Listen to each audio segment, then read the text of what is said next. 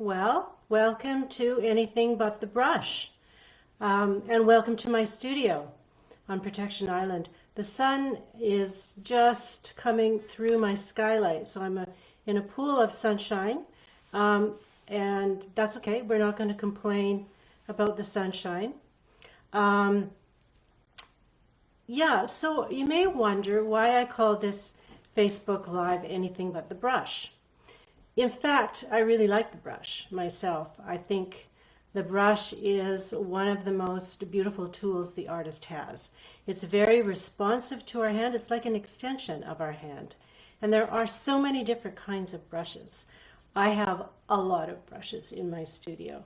And if you look at my work on my website, you'll see that a lot of the work looks quite brush heavy. And in fact, I love to see the brush work on paintings, but I have found in recent years that I've been learning to work a little bit more intuitively as an artist, so kind of learning to hold off from using the brush until later on in the process.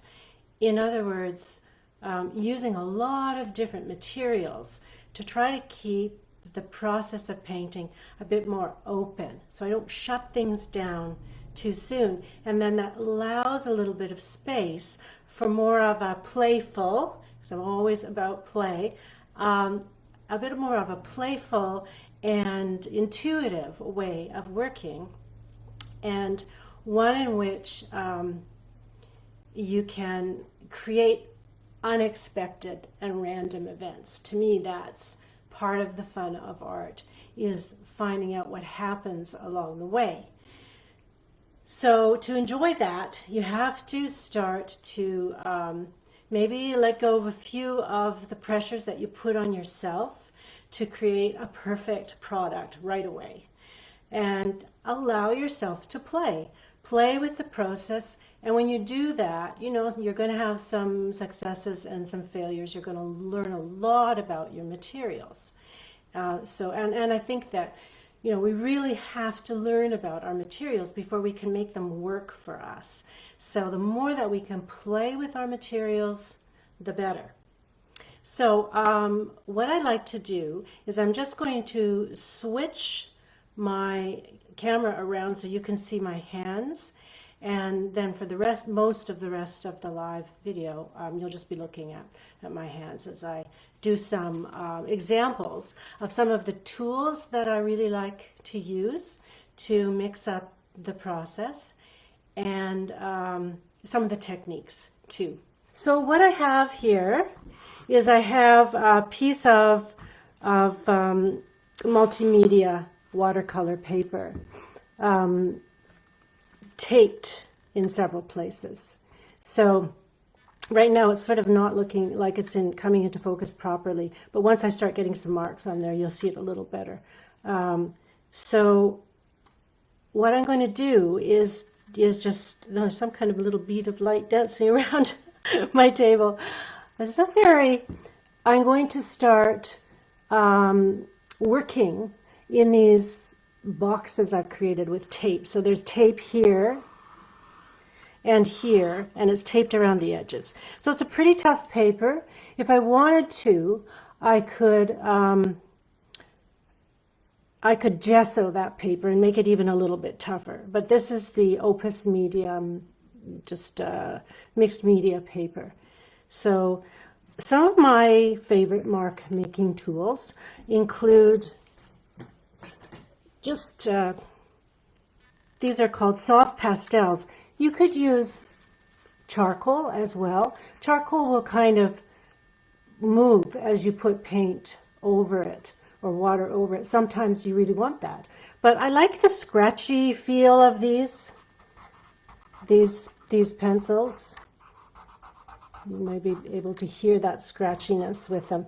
And you know, you can work just intuitively mark making, but I sometimes like to start with an image. So this is a photograph of parrot tulips. I'm going to actually leave it up in the corner, hoping that'll make the camera a little happier about focusing on that plane. And I'm just going to take some of the visual language from these parrot tulips and start making marks.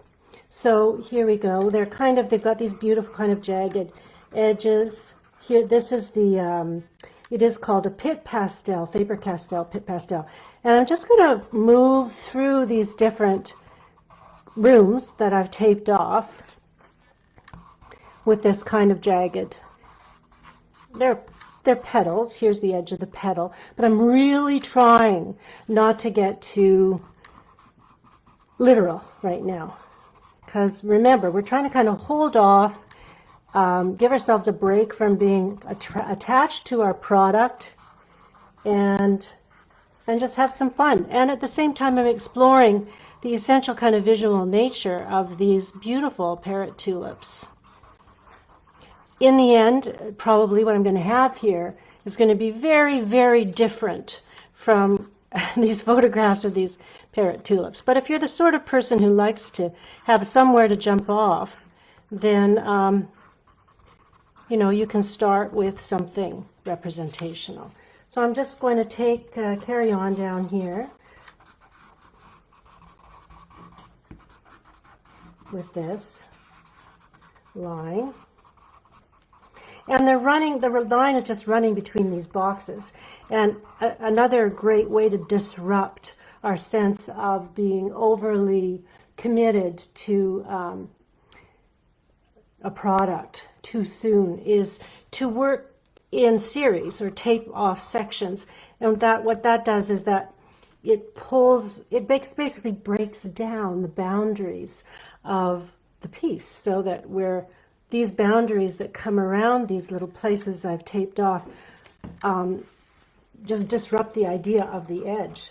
Because as we work this way, we're not really working inside a tight composition. We're just letting everything kind of flow around, which is kind of fun. So I really like to find ways to disrupt my process at this stage. There's a couple of other tools I really like to use. This is a Posca pen. These are so much fun. You fill them with acrylic paint. Not the heavy body paint, but you can use liquid paint, or I like to use inks. I really love the FW inks, and more about that later. But anyway, they're great because they're so versatile. This one's got sepia ink in it right now. So I'm just going to put on I'm adding a different kind of line. So this jagged line is part of our visual language now. And what we want to do with visual language is play with it. So if we have a thin line in one place, let's make a thick line in another place, or a scratchy line. If we have a really smooth line, this is the kind of thing that just adds visual interest to the work.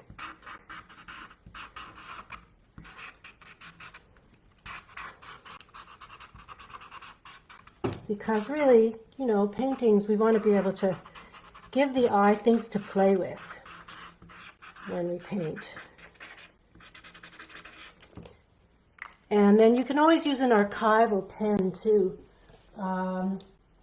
Just let me grab my archival pen. I'll be right back.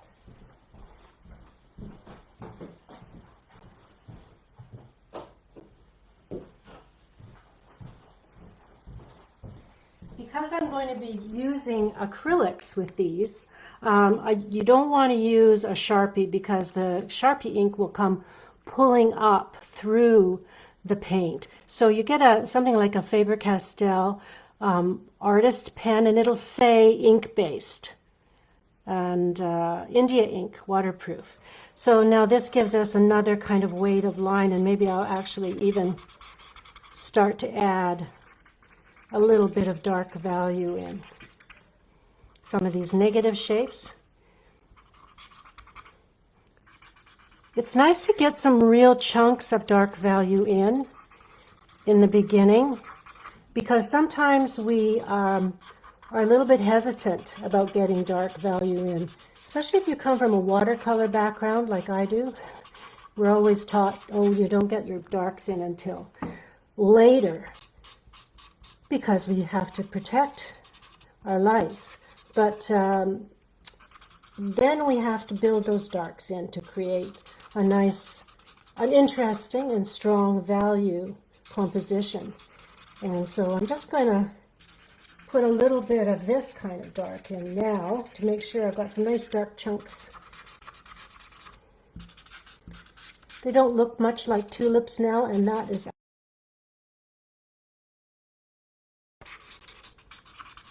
okay. Another way I really love to make line is to transfer it in a kind of a monoprint way.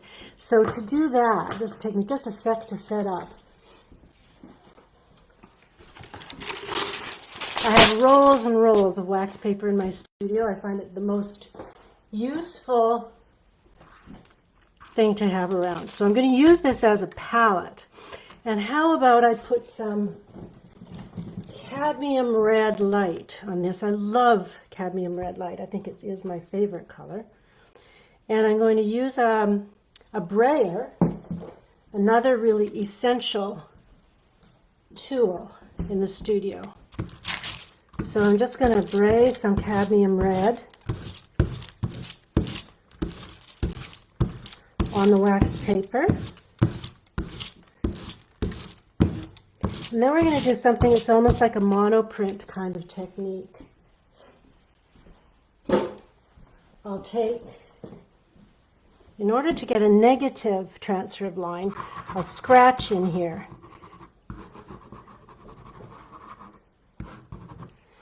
And then press it down. And the amount that you press will influence how that transfers. So I'm just softly pressing. When I pull it up, I get the negative line. And I'm just going to pull it up a little closer to the camera so you can see how the negative line transferred.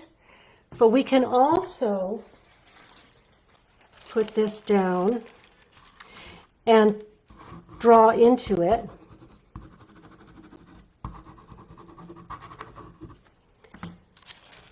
To get a positive line like this. And I really love the kind of distressed look that this kind of transfer creates. I'm going to just scatter this around to some of the other pieces here. So what about if we put it down and then use another tool like a squeegee to just try to transfer a little bit more of the paint down. There's still wet paint on there. You get a little bit of a kind of feathery look there. So I'm going to do that a little more. I'll get some fresh paint.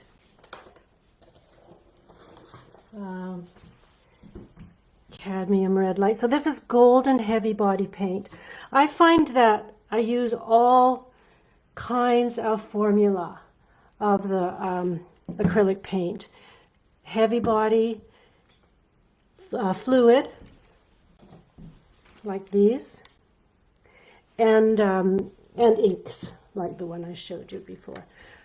Just because they're, you know, you can thin down a heavy body paint, but you get these really, like the fluid paints here are so intense. So they're more intense than if you just added water to heavy body paint. So I like to have all of those around in my studio. Let's just do this one more time so you get this technique. So this is really kind of a monoprint technique. And I'm going to scratch into it again. Just with the end of a paintbrush. See, I do have brushes in my studio. And press it down to get that negative line and draw on it to get a positive line transfer.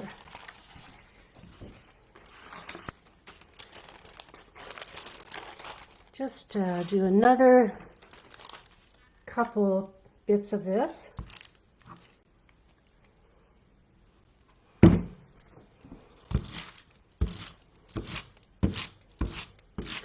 And you know, you can just put down transfer it as a solid too. So I'll just transfer a little bit of solid paint, sort of taken up the print of my hand there.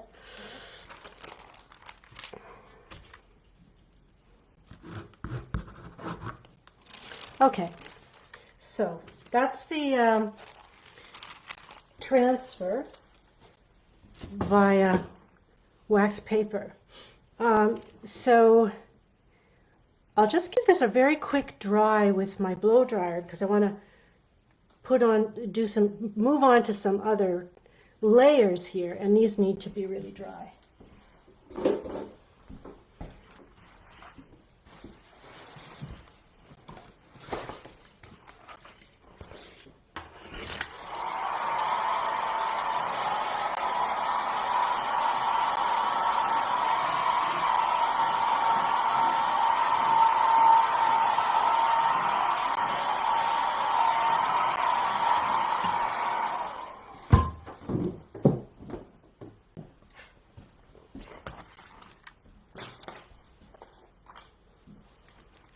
Okay, now another way, say I just felt like I didn't have quite enough color on there in a kind of a solid way, I might take another heavy-bodied paint like a Paynes Grey and just put it on right out of the tube. And I love the squeegee as a tool. And this is great because you get some big kind of architectural darks. Now remember that these are actually all taped off, so some of these solid spots are actually running over tape, which is part of the, oh boy, what kind of surprise are we going to find when we lift the tape off?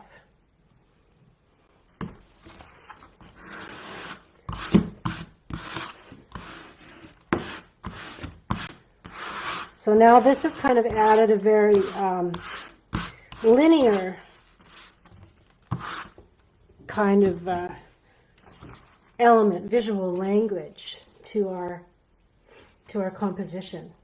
Sometimes on certain kinds of paper, and if I have time I'll show you on Bristol board, you can actually spray at this point, just add a little water to just see if you can distress that line a little. So I've got some spots of water on that, and then you can, while it's wet, you can pick up paint. Yeah, it doesn't work so well on this paint, on this paper, but it would on a piece of illustration board. It's really a fun technique. All right, so now I have a lot of things that I like to print with, and in fact, I have a huge tub full of them, so I pulled some of them out for you, but I'm just going to kind of lay them in front of us so you can see. Some of them are things that I've bought, and some of them are just things that I found around the house, like this is a meat tenderizer. I kind of like the kind of little aggregations of spots that it creates. I really like forks. This is great for just drawing into wet paint. You can buy these special rubber tools at places, at art stores, that give you, different kinds of line if you pull it through fresh paint. This is for preparing the glue underneath tiles, when you're laying tiles. This I think is for cake decorating. Anyway, so lots of things for just making marks in wet paint. But I also have a lot of things that I print with. So I'll just grab some of my print stencils. And again, some of them are bought, and some of them are just things around the house. Like, I really so love bubble wrap. I also really like anaglypta wallpaper. It's textured wallpaper.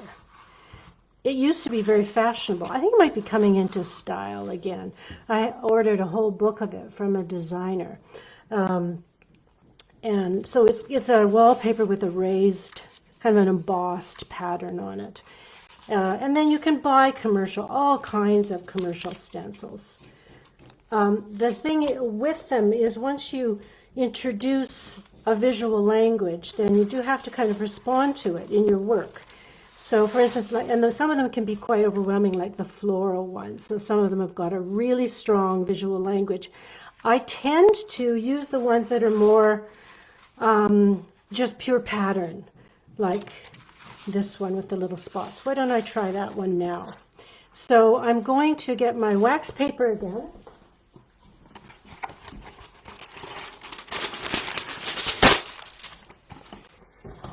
And I think I'll, let's see, we'll do some black heavy body, just because it'll be easier for you to see as I do this printing with the black. I get a fresh brayer, and so I'm just, this one's sticky, spraying the paint so I get it evenly distributed on the brayer. And I'm sure a lot of you have used this kind of thing before. There's so many in the stores now. It used to be really hard to find great stencils, and it might still be a little hard to find these anaglypta wallpapers, but you could get them at your local paint store or something like that. So I'm just pressing down lightly, and then we get this kind of nice scattered pattern. I'm going to scatter some of that around. As you can see, these have nothing to do with tulips anymore, but that's okay. It's just a way in. Sometimes we need a little bit of a way in. And as I get towards the end of the demo here, I'll talk to you about the way out, because the way in can often be a lot more straightforward than the way out. That is, how do we finish? What do we do with all of this activity that we've created? And that's the finishing parts, and that can be a little bit challenging. Often for me, it means many layers of processes and materials and painting. Now, sometimes I'll take a failed painting and just completely redo it. And if you go to my website, my blog post, I have a brand new website, so I just have one blog post. It's called Creative Destruction, and it's something that I really actually love to do with paintings that fail, in quotation marks. And it's just a way of finding a new way into a painting that you've worked on for a long time and you haven't been able to find a way out of. So now I'm going to introduce you to another of my favorite tools for just introducing random elements. I really like to work with masking fluid, and I use it in a big way in Creative Destruction. So this is my favorite masking fluid, drawing gum, Pebeo drawing gum. It's very, very liquid. It doesn't get sticky like some of the other ones, and it's very easy to lift. So I've got a little jar of it here, a little container. Better to work from a small container than the whole big jar, because it's kind of easy to tip over, and then if you get it in stuff, it's really hard to get out. So I'll just grab a brush.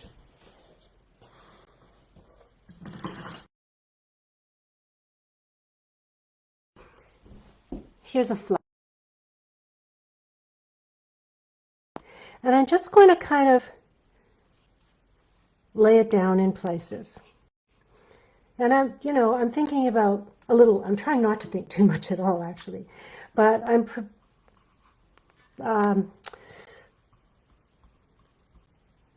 keeping, sorry, I find it hard to paint and talk.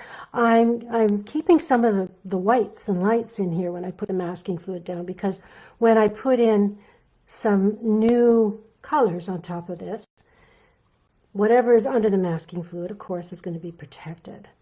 But as I said, I'm trying not to overthink it too much. And I'm working with the flat just because it's fast. And I want to, more than anything, I want to work kind of quickly here because we don't have a lot of time, and I really want to share some of my favorite things with you. Maybe do a couple of spots. Now I'm actually not introducing a new visual language with these spots because they're here with these little guys here. So this falls into the category, if you have a visual language, use it in another way, with another material, express it in negative form rather than a positive form. If it's a thin line, make it a thick line or a scratchy line. Play with your visual language.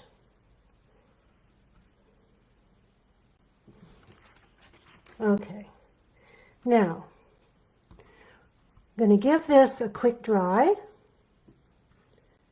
and then we're going to do some glazing and see what we come up with underneath when we pull up the masking fluid. This shouldn't take long to dry, but sometimes these juicy spots you put in can take a little longer. Okay, quick dry with the blow dryer.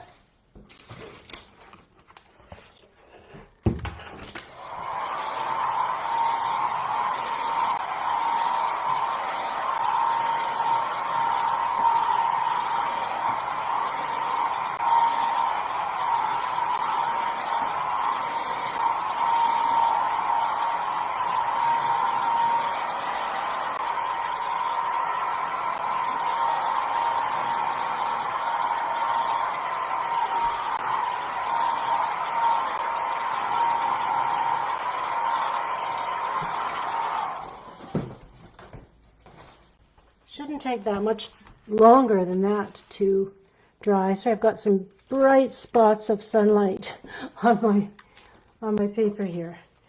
Now I'm going to glaze with acrylic ink, which I really love because it's so intense.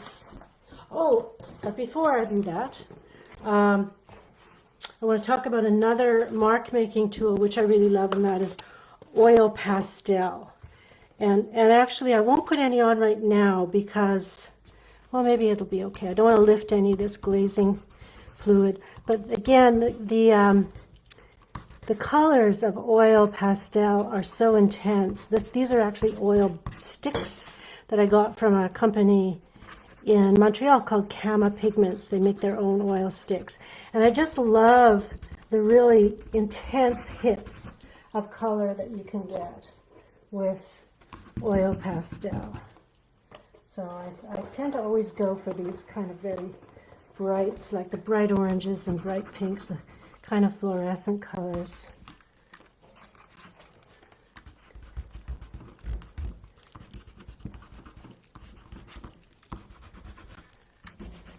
And you can't really get too, I don't know, picky with them, because especially these big ones, they don't have a lot of, you can't get a lot of detail with them.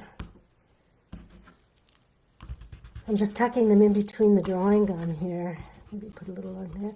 All right, so, but this is my box of oil pastels. It's a treasure box. So we were talking about the acrylic inks. So here's some colors. I'm going to go with the, maybe the marine blue, Prussian blue. Let's try that. It's going to be quite dark. But we've got a lot of light protected with the masking fluid. So if I grab some fresh water, a slightly wet brush, we're not going to use a lot of water with the ink, but we do need a little sometimes to just help it float around. So there's the Prussian blue, and it's, as you can see, it's very, very, very intense.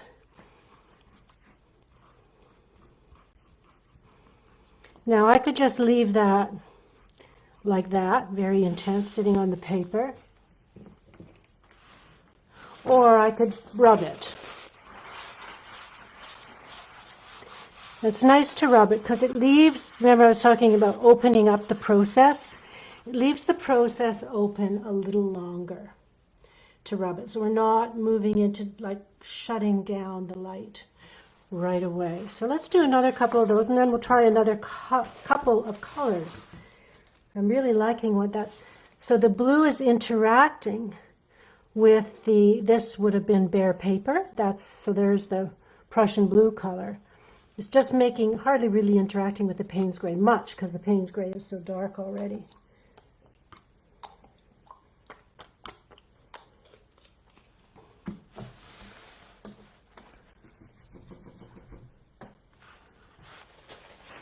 So here we go, another one.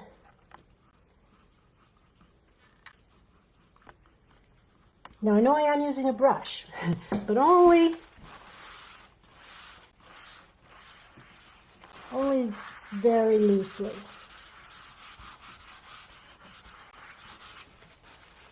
So let's try another couple of colors.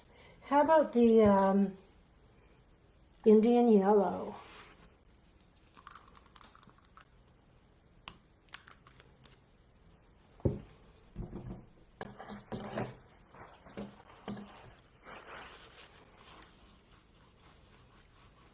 And this should turn the Paynes Grey black, basically, because you're neutralizing it with the yellow.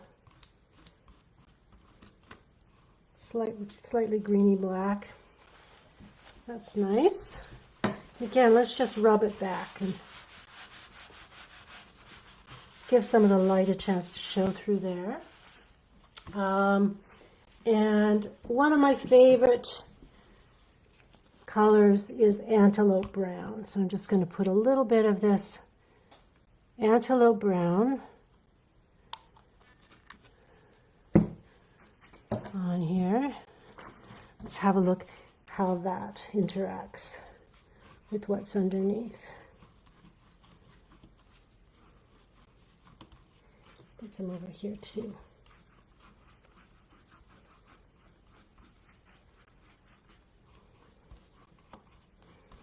And we'll leave one open for now, just for fun.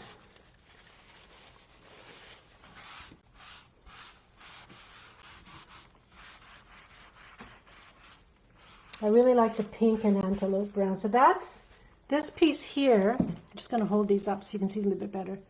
This is the oil pastel. So they create these really beautiful, this is oil pastel here, or oil stick. They create these beautiful little dashes of color. All right, so I know you're all dying to see what happens when we pick up the masking fluid. So let me dry this very briefly.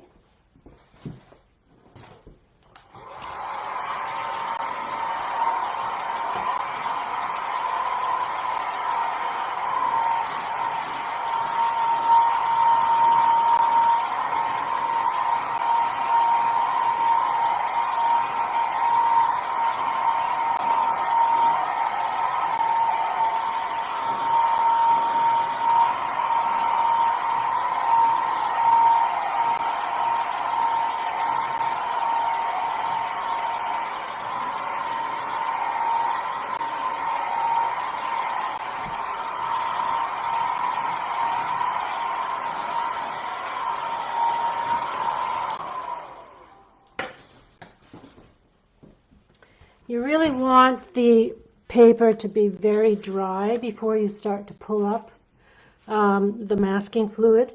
Otherwise you get paper kind of lifting. The wet paper lifts up. So there's a special little eraser you can get called a crepe eraser or a rubber cement masking lifter or something like that. Or you can just do it with your hands. I can feel where the masking fluid is,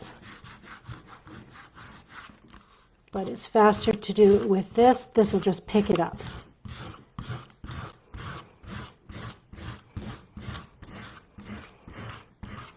Oh, look at that pink, the pink acrylic pastel, so beautiful. So all the light that's coming up here is what was masked in that second step. And I really just love the kind of surprise element of that.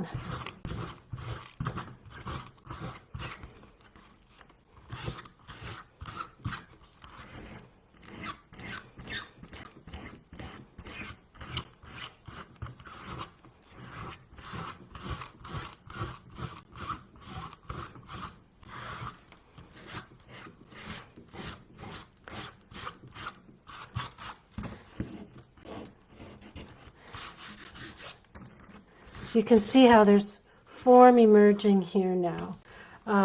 Let's see what's happened with some of the other ones.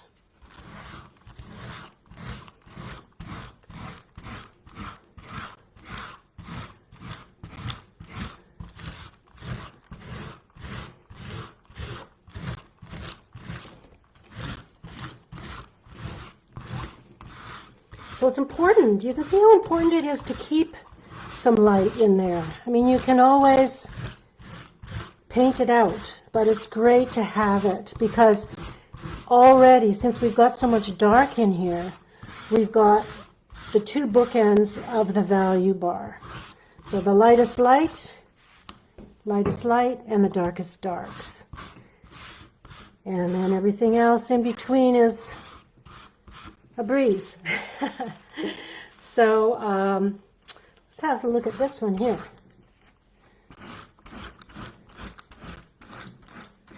There's one more technique I want to show you. Although, you know, I could keep going forever on these surfaces, but there's something that I want to show you that's another layer of fun. So one of the things that I like to do is to collage my own collage papers. So to do that, I take just some tissue paper. Now, if you want to work archivally, you can get archival tissue paper. So I'm just going to move this over here, go back to the wax paper, and I'll do some more red, another layer of red, and we're going to actually create our own tissue paper by our own collage papers by printing right onto tissue paper. So get my brayer again. So you can see what I'm doing here is I'm spreading the paint evenly on my brayer. Doesn't really matter what it's doing on the wax paper here. I'm just spreading it evenly on the brayer. And what about if we go back into this and then print it onto, print it onto tissue paper.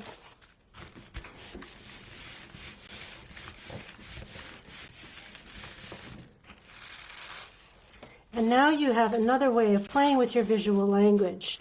You can, when that's dry, I can tear it up. I like to tear it. I'm just going to bring it up closer to the camera so you can see it a little better. I like to tear it because, again, there's what I got. Again, if you tear, you're kind of interfering with our own tendencies to over-control, think too soon about how everything's all coming together. Just hold on, I've just got to make sure I plug my computer in here. We don't want the computer to die on us. There we go. So I happen to have some pre-printed tissue papers handy. So let's see what happens when we take some of these. Now, this is what I've got. Actually, I've got some whites, pieces of whites, some printed with a floral pattern and some spots in black. Here's our bubble wrap. Here's this pattern of the anaglypta wallpaper again. So, and here are just some more gestural marks. These have been made with just an India ink. This India ink has a bit of gold in it. It's very important before you collage them to dry, and then they'll smear. So let's grab a couple of these. And again, tearing just kind of messes things up and creates random events. So I used a couple of different kinds of brushes here. One was quite scratchy. And just to show you how this works now is I get some medium,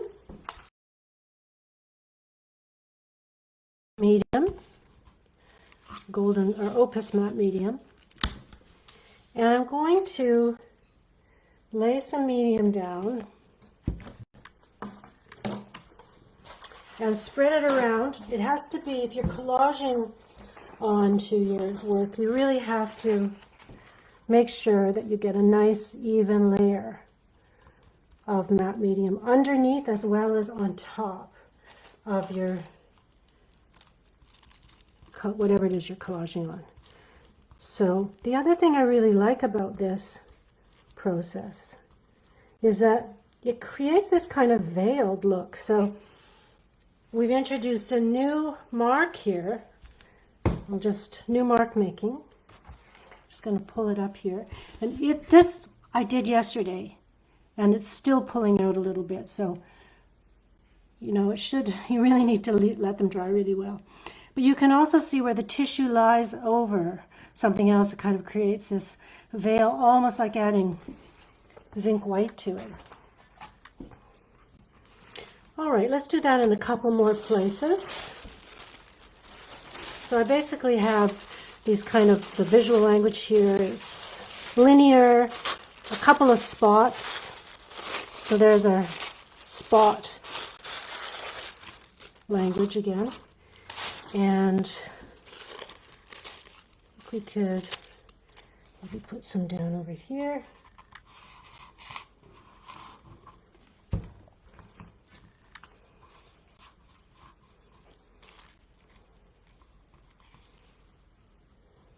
So now we've kind of broken up whatever was happening that we created with the squeegee pulling the Paynes Grey down over here. Now we're kind of interfering with that. So we're creating a little bit of, I don't know, breaking up what the eye expects to see. And that's how we can make more interesting work.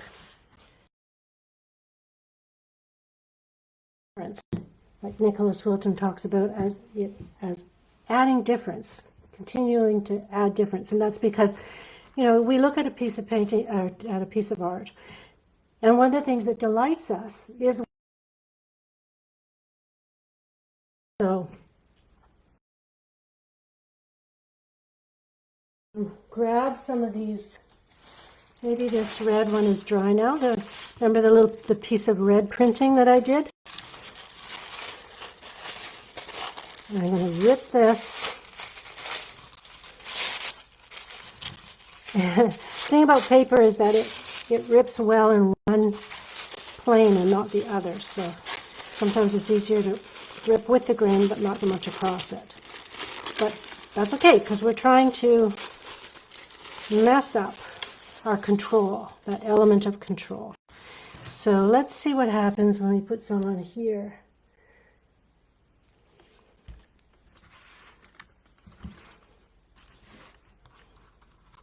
Here's the matte medium going down.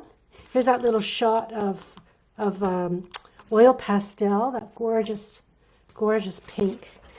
Just going to bring it up a little closer. And now I'm going to, oops, need to clean my brush.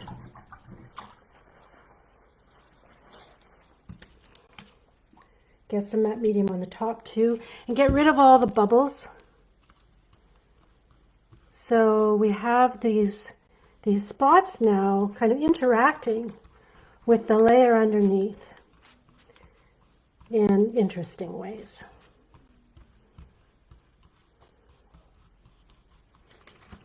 And just I'm going to stick in this square here because I quite like it. And maybe I'll just pull this tape up so we see it more distinctly.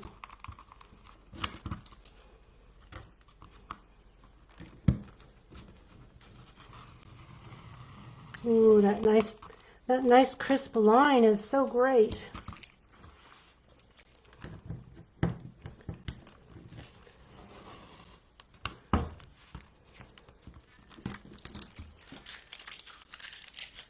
And I'll just pull it off of.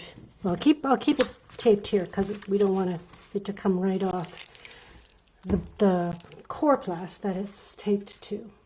So let's have a closer look at that. What's going on with those areas? I just want to make sure that I really get that tissue paper soaked. Really don't want dry bubbles underneath there. So yeah, I think that's quite fun. I like that. Let's do one more, and then I'll come in here and do a little bit more drawing. It feels like I lost the line there. These are all kind of turning out quite differently, one from the other, because I purposely used different palettes so that you could see what the different colors do. But you know, you could work these all with the same kinds of lines, mark making, patterning that you're on. But let's have a look at what the white. Sometimes we lose our white, right?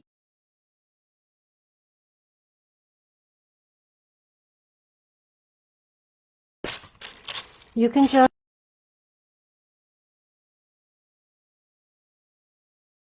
with paint on the tissue paper, and just say I feel a little like I lost too much white over here in this one. I could just collage that back in, and then we get a different kind of, looking to see which was the side with the paint on. I think it was this side. We get a different.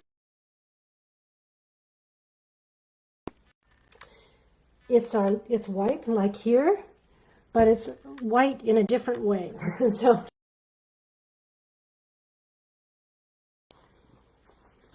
So let's get that. I know I said I was going to work over here, but I got distracted by this idea of adding more white, because I think that does happen. We lose our light.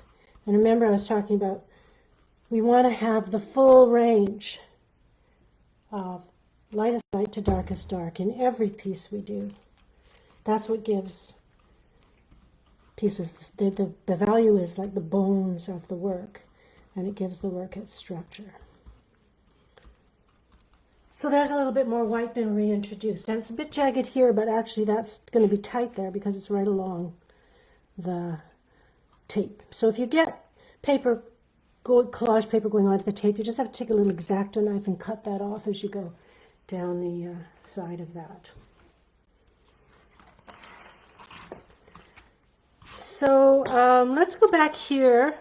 I'll just dry this because the tissue paper is quite wet, and then I'll do a little bit more mark making over top of it.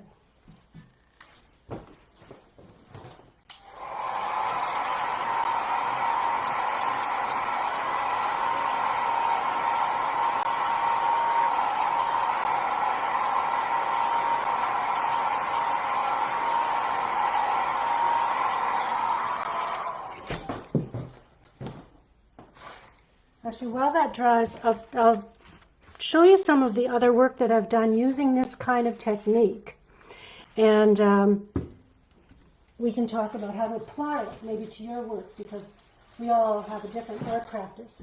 So this is a piece that is more representational. I'm going to pull it up out of the sunshine pooling on my table.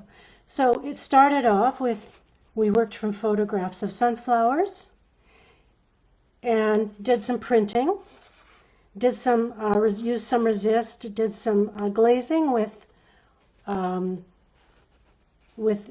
inks.